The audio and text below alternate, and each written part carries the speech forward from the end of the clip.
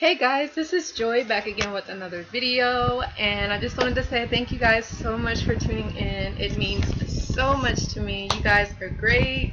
Thank you guys for liking, sharing, and subscribing to my channel. This channel is called Joy Larkin 12. It's all about inspiring and motivating you guys to live your best life, to get outside of that box that we're so programmed to be in. And this is going to be a Wisdom Wednesday, and the message of today's video is going to be called Healing Child Wounds from the Past. And I think I kind of made another video that was like similar, but I kind of wanted to dig a little bit more deeper. And this is actually something that is so touchy for me. I find myself getting really sensitive about it, and I've been really going through a lot just trying to understand why I feel certain feelings towards my parents, why in the past have I been in certain relationships with guys that were mentally, emotionally abusive, verbally abusive. Like, it was like a pattern that was like continuing to happen, and now it's making sense that that was something that was in my childhood. Like, my parents, and you know, I love them and I'm sure that they love me, but I just feel like they didn't have that capacity to love me the way that I needed to be loved. But now I'm understanding that I have to be my own parent. I have to be my own mom, my own dad. And shout out to Divine Messages 777. His name is Savon. He's an excellent blogger. He's really, really good.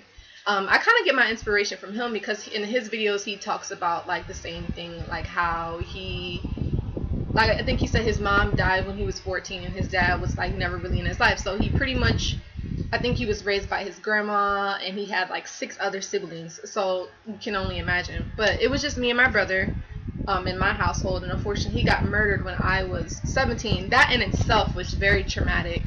But I don't know. I guess I just felt like, and again, it's nothing against my mom or my dad, and I mentioned in the other video that I had a discussion with my parents as to why, for one, why they couldn't get along with each other and why they weren't able to stick with each other, but also the way that I was treated. And again, I know that they thought that they were doing the best that they could, which they were because they didn't know any better, but it just wasn't good enough. So for instance, I remember being yelled at because I wrote with my left hand. You know, and maybe my dad thought that if I wrote with my left hand, then I wouldn't have a lot of opportunities. I don't know what he was thinking.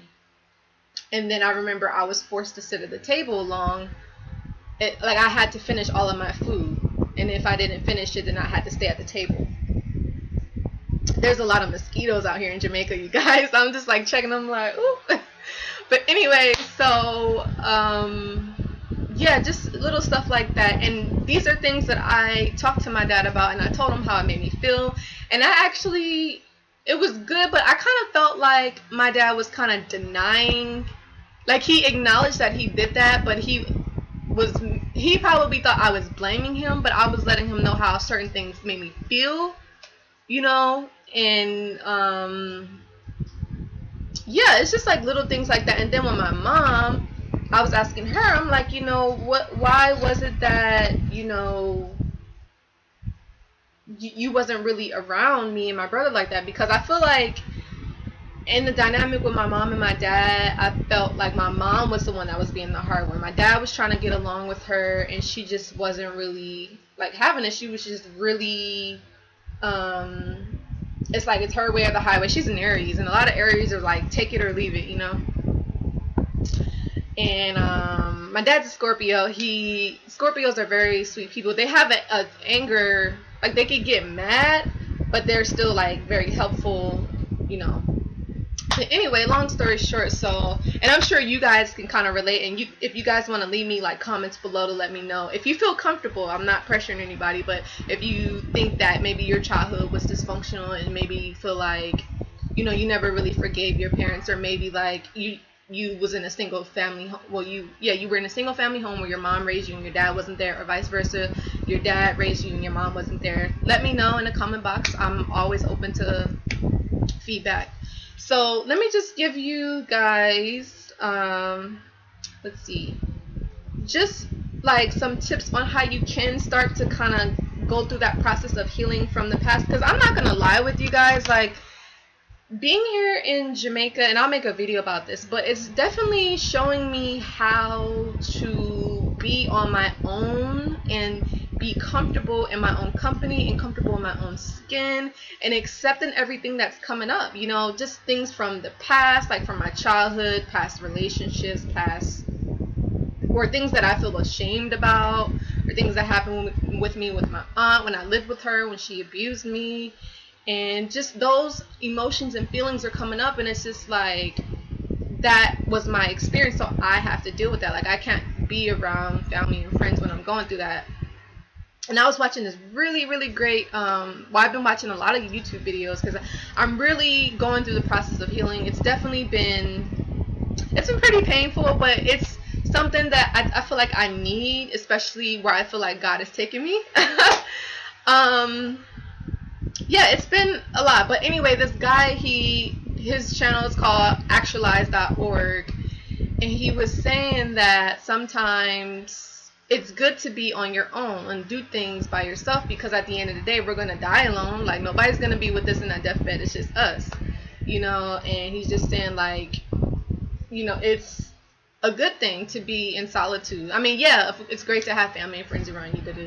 I love my family. I love my friends. But no, this has really been healing for me. Like, I'm really starting to understand who I am, why I am the way that I am, and how to kind of break away from that, because it was a term he said, it was called neurosis or something like that, or neurotic or something. It's like a super interesting term, and if you guys Google that, I mean, you would find a lot out about that. But anyway, let's go back to the message. So let's see. So some ways that you can heal your child wounds is, first, you got to talk about it to somebody you feel comfortable about. You know, maybe you might want to get a therapist, you might want to get a coach, somebody that you really trust, to kind of like go back to that 2-year-old, that 4-year-old girl or boy, you know, when your needs weren't met and you weren't seen, heard, you weren't acknowledged, you weren't validated. And I find myself doing that sometimes, you know, sometimes just like letting my emotions out and just crying. It's like healing to cry. Some people think like, oh, that's weak, but it's not weak. It just shows you that you're a human being. We're spiritual beings living in a human body, you know. So definitely talk about it. And one of my friends actually suggested to write down how I'm feeling, and that's something that I'm going to be implementing, and you guys should do the same if you're feeling that way. Writing down how you feel, you know, about what happened to you in your childhood, or even like in a past relationship, the same thing. But like I said, with me, I was really happy that I was able to confront my mom and my dad about it, and really just kind of let them know how I'm feeling, and not make them a bad person, but just let them know, like, hey, when you said this and when you said that, I didn't think that was right, you know, or I didn't like how that made me feel. I mean, I know you probably thought that was a joke, but I didn't think it was funny, you know. But the thing is, it's like they only know what they know. They didn't know that was wrong, you know. So, yeah. And then, let's see here. So, forgiving yourself. You know, having compassion for yourself, having compassion for the situation, your parents, and again, forgive your parents for like what you felt was wrong.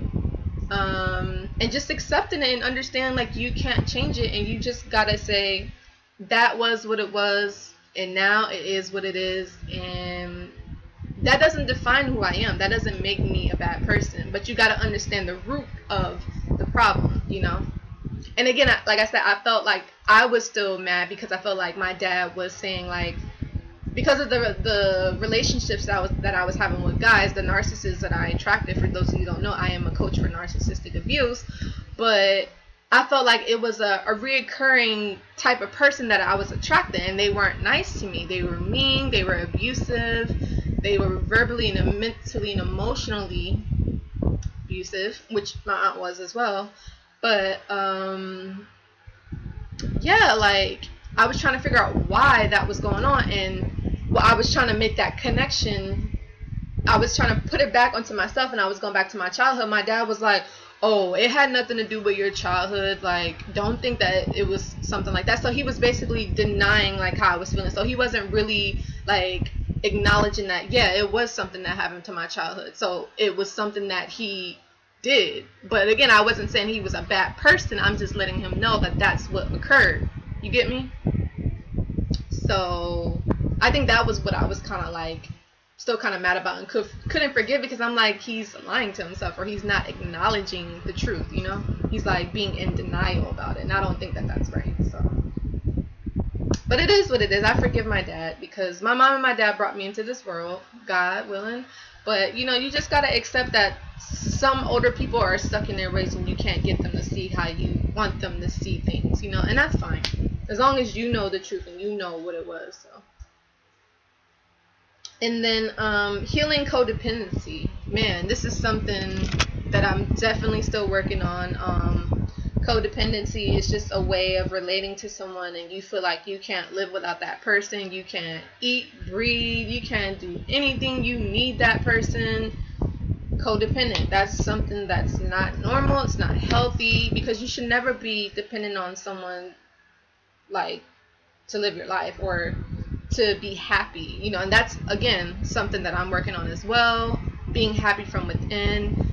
It doesn't matter if you move to a different place or a country, like if you still feeling those same feelings, it's going to be there. And that's something that I learned too. I thought like, oh, if I move to Jamaica, then I won't be feeling that same way. But what I'm learning, it doesn't matter. Even though I wanted to come to Jamaica anyway, but yeah, it is. I'm here wherever I'm at. You know, you can't run away from yourself. But I love it here. It's a great place. But and yeah, and understanding, another tip is understanding what it means to be in a healthy relationship. And again, this is something that I am in the process of working on, because like I said, I was used to dysfunctional relationships, used to unhealthy relationships, used to codependency. That's all I knew. That's home for me, but not anymore. That's something that I'm healing, I'm working on, and it's a process. It's not an overnight thing, because sometimes I do feel like I find myself rejecting people that really want to love me for me. Isn't that strange? But a lot of people do it, you know. And you feel comfortable around someone that abuses you verbally, mentally, and emotionally, you know. But that shouldn't be. That's not normal. And then the last thing is letting go of toxic people. These are ways of healing childhood wounds from the past, or just any sort of wound that you may have. Letting go of toxic people, that's something that I've been struggling with, because like I said, all I knew was dysfunction, you know, and that's something that I'm not comfortable with anymore. I mean, it is taking me a while to accept love, and I think it was because I was still angry at myself for allowing myself to be abused by my aunt and the two narcissists that I dated. I think that's why I just couldn't forgive myself. I couldn't like understand why that happened to me. But and it was more of like an anger, you know, but now it's just like, that's life. You got to go through those experiences to kind of show you like who you are, how strong you are, and it's building you up to be a better person, and you can share those experiences with other people. So that's been the video, you guys. Hopefully you enjoyed it. If you have any comments or concerns, leave it in the comment box below. If you guys experience anything like this, share it with me. Let me know. And also, please be sure that you guys are following me on Instagram at JoyLarkin12, and also JoyRich123. And I'll see you guys in the next video. Bye.